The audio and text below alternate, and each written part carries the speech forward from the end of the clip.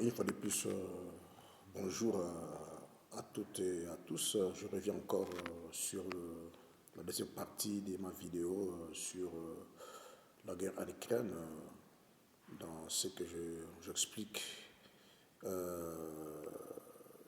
l'inévitable, l'inéluctable victoire russe et l'inéluctable défaite de l'Ukraine. Je, je parlais, je parlais de la première des raisons, c'est que les États-Unis avaient utilisé une arme létale. À l'époque, c'était la bombe atomique pour pousser le Japon à arrêter les activités, ces hostilités militaires qui voulaient continuer. Donc Tokyo, dans le Pacifique.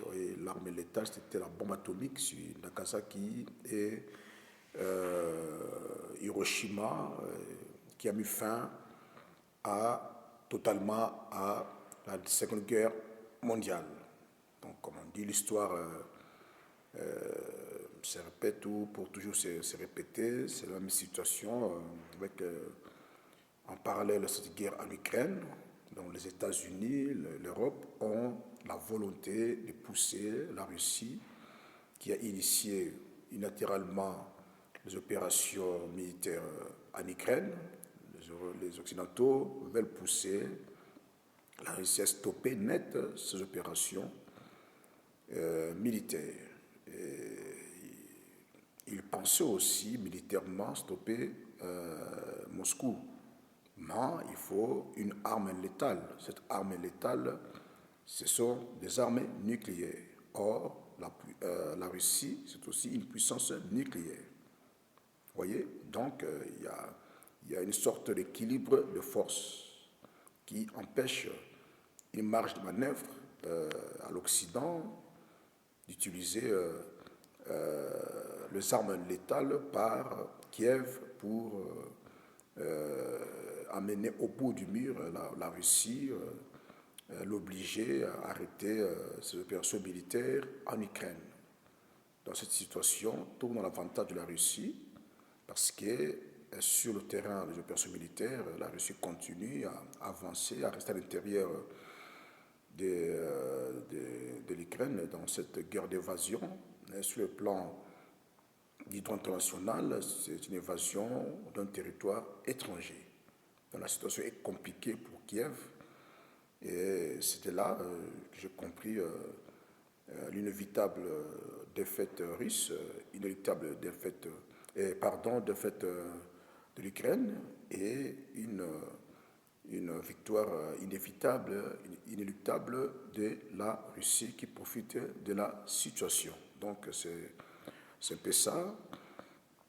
Et j'apporte une deuxième raison qui sont défavorables des États-Unis et de l'Union européenne, par conséquent de Kiev. Vous voyez, les États-Unis, c'est un pays qui est habitué à faire des alliances, à convaincre l'opinion internationale de se ranger de son côté s'il y a un conflit dans lequel ils veulent bien s'impliquer. Nous avons l'exemple de l'invasion du Koweït par l'Irak à l'époque de présidence de Saddam Hussein. Nous avons la guerre en Afghanistan, nous avons même aussi la guerre en Ukraine, dont les États-Unis toujours se renforcent avec des alliances de l'opinion publique qui se range de son côté, qui font sa cause, et les États-Unis sortent toujours vainqueurs. Cette fois-ci, il me semble que la situation est compliquée parce que la Russie, médiatiquement, parce qu'il y a le front militaire, il y a aussi le front économique, il y a aussi le front militaire, médiatique.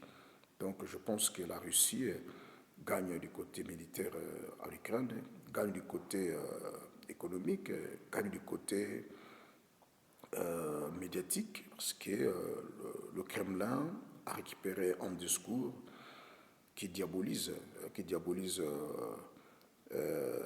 les États-Unis, l'Occident, il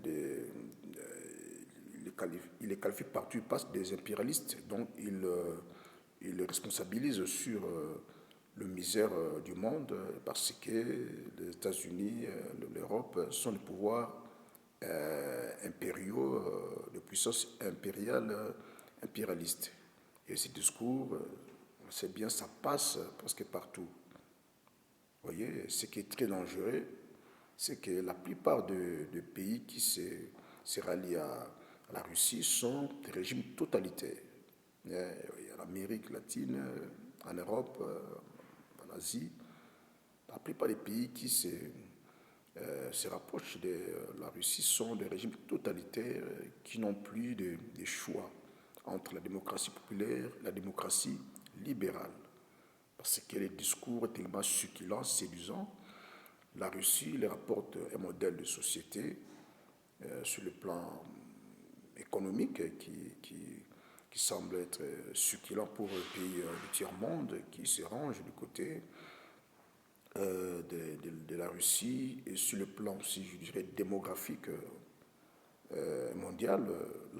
La Russie a derrière elle un grand nombre des populations de la Terre, ce qui fragilise les États-Unis et l'Europe, qui de plus en plus est en train de perdre le terrain africain, la France et tout consort. Donc cela renforce la Russie, affaiblisse les États-Unis, affaiblisse l'Europe, et par conséquent, cela se rabatte sur Kiev. Donc c'est compliqué dans cette guerre de voir l'Occident pousser la Russie à la défaite, l'Ukraine à la victoire. Donc il y a une erreur grave qu'auraient commise les Occidentaux, les États-Unis, l'Europe, jusqu'après le fondement de l'ex-URSS, les États-Unis, qui était l'hyperpuissance mondiale, n'a pas pu capitaliser sa vision de la Pax Americana qui consistait à démocratiser le reste de la planète, comme en Orient, en Afrique, en Amérique et en Asie. Donc ils ont loupé une occasion en or. Même l'Europe n'a pas pu démocratiser le reste de la planète. Au contraire, ils ont renforcé des régimes totalitaires aujourd'hui qui se retournent contre eux pour se rallier à la Russie. Vous voyez, si les États-Unis, l'Europe avaient réussi à démocratiser une grande partie de la planète, aujourd'hui, ces pays allaient s'arranger du côté des États-Unis et de l'Europe. Donc, la Russie a profité d'un terrain vide laissé par les États-Unis et l'Europe pour apporter un message qui est succulent, bien que ces régimes totalitaires, la Russie avec la démocratie populaire, il rencontre ses homologues dictateurs des petits tiers-monde qui n'ont plus de choix, et c'est même un danger pour surtout l'Afrique.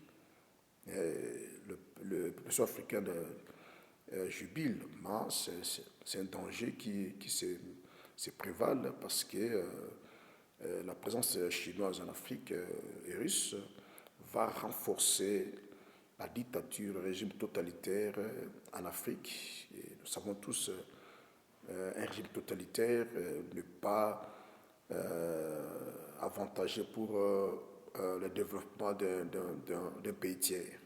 Donc on peut critiquer les attitudes américaines mais européennes de ne pas vouloir démocratiser la planète, mais la démocratie populaire reste le moteur de développement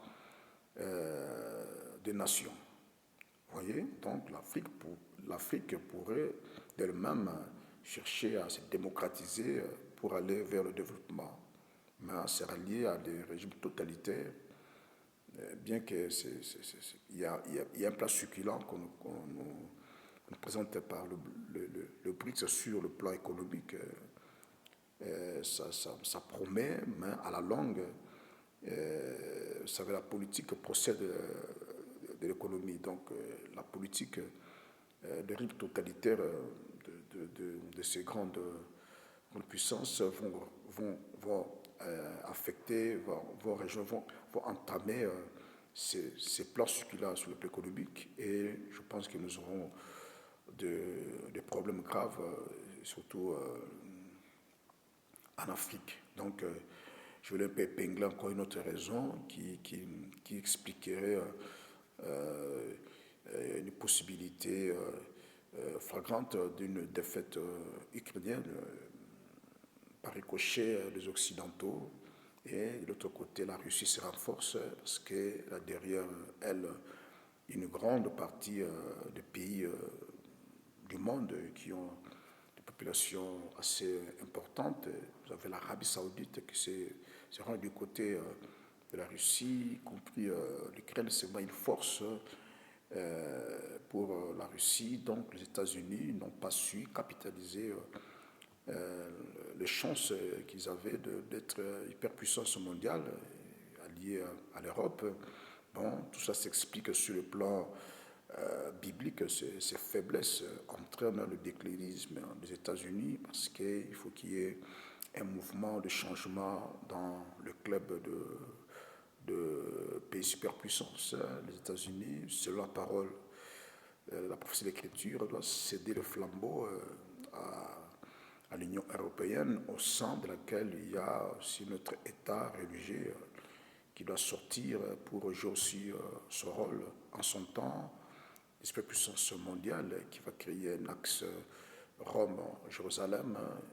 Là, maintenant, ça concerne Israël, la prophétie de l'Écriture qui va nous amener vers la reconstruction du troisième temple et qui va enclencher la gâchette de la troisième guerre mondiale d'Armageddon au sein du troisième temple qui va amener les Juifs à appeler, à souvenir de promesses faites à